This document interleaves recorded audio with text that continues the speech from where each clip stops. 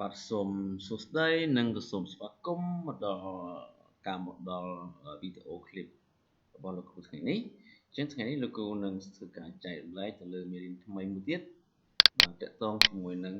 comparative ដដែលប៉ុន្តែថ្ងៃនេះគឺខុសប្លែកពីលើកមុនគឺយើងនិយាយអំពីការប្រើប្រាស់ពាក្យ much ហើយនិងពាក្យ a lot បាទនៅក្នុងទម្រង់មួយគឺតែទម្រង់comparative ទេ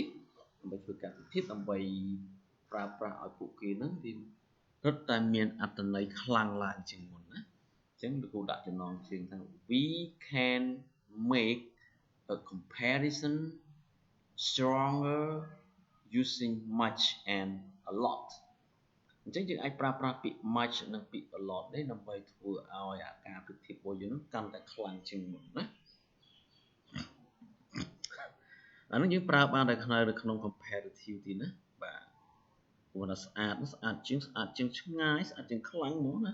វាអត់ទាន់បំផុតទេគាត់ថាខ្លាំងជាងបាទអញ្ចឹងសូមយើងមើលការប្រើប្រាស់ពួកគេនៅក្នុងប្រយោគណា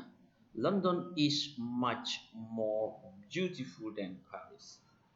ឃើញយើងប្រើពាក្យ much នេះគឺ highlight បងប្អូន much ណាយើងប្រើនៅក្នុងនេះ comparison នេះនៅក្នុងឬ comparative នេះ more beautiful than ណាស្អាតជាងឆ្ងាយមែនអញ្ចឹងណាបាទទៅទីក្រុង London គឺស្អាតជាងទីក្រុងប៉ារីសឆ្ងាយណាបាទមិនទាន់បំផុតទេយើងប្រៀបធៀបរបស់ពីរដែរប៉ុន្តែស្អាតជាងមុនណាយើងប្រើពាក្យ much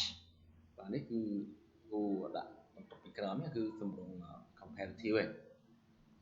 មួយទៀត I am a lot more handsome than you មានថាខ្ញុំសង្ហាជាងអ្នកឆ្ងាយណាបាទនឹងមានន័យអញ្ចឹងណា a lot ទេអញ្ចឹងនេះ more handsome than នេះគឺជា comparative ឯងនេះ a lot ណាវាធ្វើឲ្យប្រៀបធៀបនោះកាន់តែខ្លាំងជាងមុនទៀតណាអូខេthis place is much safer than another អូខេ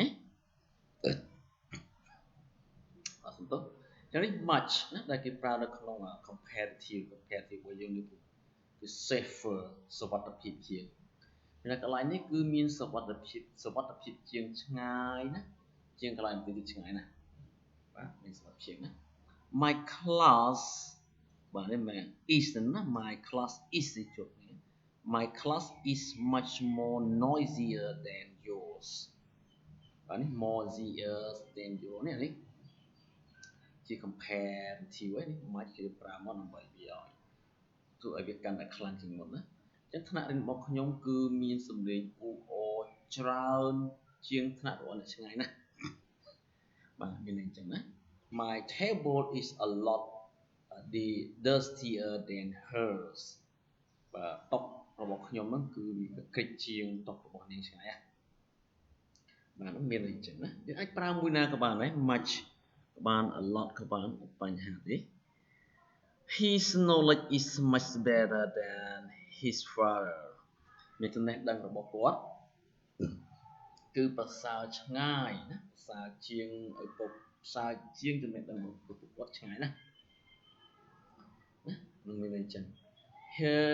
teaching is a lot more boring than mine បាទមានការបង្រៀនរបស់នាងនោះគឺធុញទ្រាន់ជាងខ្ញុំឆ្ងាយណាបាទមានន័យចឹងណាខ្ញុំសរុបមកវិញគឺការប្រើប្រាស់ much ឬក៏ a lot នៅក្នុងទម្រង់មួយគេហៅថា comparative ដើម្បីធ្វើការប្រៀបធៀបហ្នឹងឲ្យវាកាន់ខ្លាំងជាងមុនថែមទៀតណាអញ្ចឹងលោកគ្រូមានប៉ុណ្ណឹងណាសម្រាប់មេរៀននេះហ្នឹងបាទអញ្ចឹងសូមអរគុណសូមជម្រាបលា